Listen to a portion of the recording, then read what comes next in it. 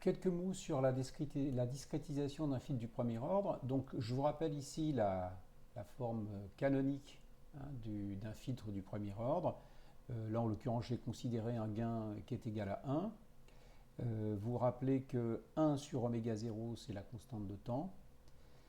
Donc voilà ce que ça donne dans le domaine fréquentiel. J'ai nommé grand E de j oméga à l'entrée et grand S de j oméga à la sortie.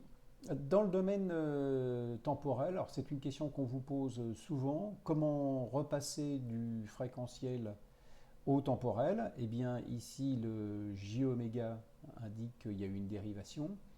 Donc j'ai mon S de t et mon E de t qui sont mon entrée et ma sortie temporelle.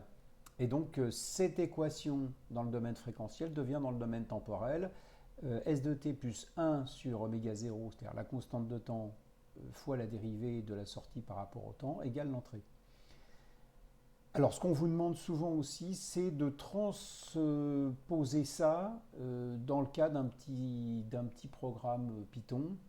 Donc vous avez vu en informatique qu'on assimile très classiquement la dérivée d'une fonction par rapport au temps à son taux de variation. Donc c'est ce que j'ai écrit ici.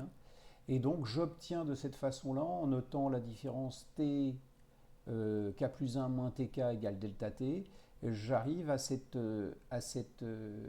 relation ici qui donne la sortie k plus 1 en fonction de l'entrée et de la sortie k. Et donc qui se programme relativement facilement sur Python.